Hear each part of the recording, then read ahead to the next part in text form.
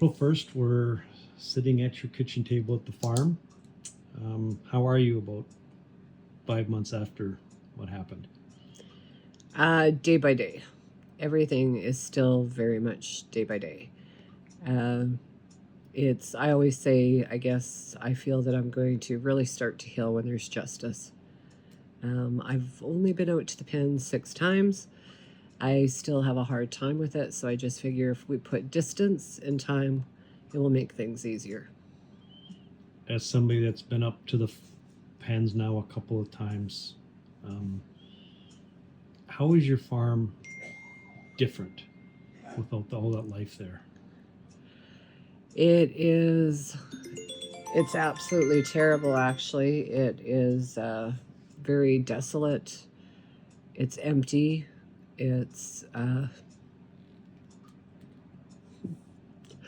that's I think that's the hardest part to talk about. Uh, is that it's empty. I can picture where they should be, and that they aren't anymore. And you can't have decades of memories and then to look out and where they should be dancing and we should be cleaning barns right now. And instead, I see some tree branches that have fallen that need to be picked up. And I know I have to get out there and start doing stuff again. And we did. We were fixing up one barn. But it's really hard because I don't know. I don't know where we are, what we're gonna do.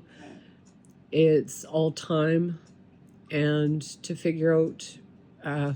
Right now, I'm a keyboard warrior, and that's hard to say for somebody who's been out of the house for 35 years every single day of their life. And now I find myself just fighting a system and policies. I just have moments, is all it is. So you said you're a keyboard warrior now. What what were your days like before when you had the birds here, feeding? Like, how did your day start? How did it end? Well, normally we had a set schedule of being out of the house since my husband had a stroke, and we had to kind of reformat our entire lives. We have done that, and so I would deal with Eric first. Everything is getting him up, getting him ready for the day, getting his breakfast, and then he lays down for a nap. Then I go out, and he has a phone. So it could be if there's an emergency, he calls me, but then I can be out there all day long if I want. And that's what we would do is we would go out and we would feed the birds and then decide what else needed to be done. Uh, every day was different depending on what was happening. But we had a routine of feed, make sure their second cut alfalfa was all the stems taken away and that was all exposed so they could eat that all day long also. So the birds always had multiple bales around the farm, beautiful second cut alfalfa. They were very spoiled that way.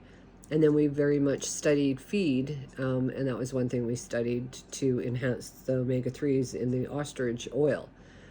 And so it was about feed and how to have good quality feathers on our birds, because if they had good quality feathers, you knew they were healthy. In the winter, I usually have fatter birds because I believe the egg laying season was over. And so it was also important that they also had a little bit of extra fat storage going into the winter.